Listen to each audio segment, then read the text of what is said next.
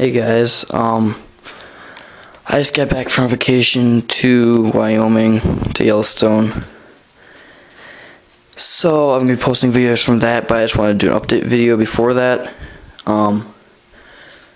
First, since some of you are wondering where I all of a sudden got some engines from, I just want to overview my rolling stock and engines, just to make sure you're up to date, you know. All of a sudden, because sometimes I have friends over, and they bring their stuff, and right now I don't have any of their stuff on the layout, so this is all totally mine. And so we'll start here. SW1000. I bought this since I was gone for 2 weeks. So I bought this a month ago now. I bought these two at the same time. I still gotta put DCC in that one. I'll run them together for like switching jobs or locals and stuff in the yard or something. Next we got two dummy units, Jeep 38-2. That's Jeep 38-2 too. Dummy, the Santa Fe is dummy. And that one I just made a dummy because that one burnt up somehow. And then we got an SD40-2. Over here we got my SD7 ACE. It came with the automatic couplers. I still have one on the back here, but I decided to replace the front one because it looks so much better. You can't see it too well, but then we got my AC 4400 CW converted to an ES44 AC. Then we got plain AC 4400 CW, NS-9, and a KCS AC 4400 CW also. That is also in the Southern Bell scheme, which is not realistic, but still looks awesome. The KCS only had the gray paint scheme with the big KC on the side for their AC 4400 CWs. Oh, well, let me just keep on going around back here. I recently bought this. I think it's my last update video. I'm not sure if I posted that. I'll have to go check. 3-unit TTX well cars. Came with the JP Hunt containers. Actually, came with 3 JP Hunt containers. I just don't have the third one right now because it's at the club. So came with these containers. Actually, the Evergreen. There were actually 2 different ones that are over there in the other interval. I switched it out because it looks cool. Yeah. So let's go around here. Now these cheap little cars that I painted over to Flagstaff and Western. I got a few of those. Now some people are new to my videos. My Flagstaff and Western Railroad is a railroad that I created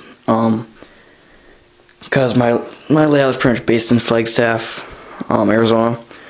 So this whole inner loop, the DC loop, is Flagstaff and Western because my Flagstaff and Western engines are mostly DC like this.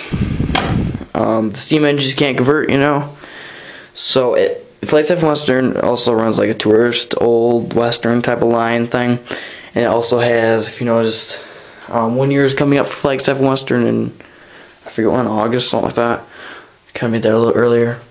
But then you got some other coal cars, 2 more coal cars up there, obviously, and also over here, we just got one that Flagstaff and Western painted over the Rock Island logo, or the writing on it. So, if we go over to here, we have my cheap little SP intermodal units, which I'm slowly replacing by realistic TTX. And you got some of my mixed freight. You got the BSF High Cube. That thing not realistic, but I'm gonna weather it up crazily, just make it look like if it was still around, how it would look. This one I kind of painted this one over just like a patch, you know. And I did that one a while ago. That's old BN boxcar that I finally put couplers on. Now, you guys were wondering, if you were wondering, in my last video, also I have all these, what do you call them, center boom cars. So this one here, this just came off tape. All this is glue on the bottom, but what I did, I took off the load, and you can see that pretty good actually. I put the little tiny thread on there. What I did actually, it was somewhat difficult, but it was totally worth it. If you see on there, those are big holes, which totally looks bad. I just did that part because it wasn't gonna like crack this beam, you know, because the beams are pretty small when you look at it. I'm awesome for breeze in the background. So what I actually did, I heated up a needle with a lighter and just stuck it straight through, and it was enough. I actually did it twice to get totally through it, but it was enough just to fit the yarn through. It looks amazing, I think. I weathered the trucks nicely, and over there you have 4 more center beam cars. Those are all Walthers Gold Line. So yeah, here's a car I traded Vilcom Productions for a CNW coal car, so he gave me that UP box car. Pretty cool. Let me move this back around, off the track.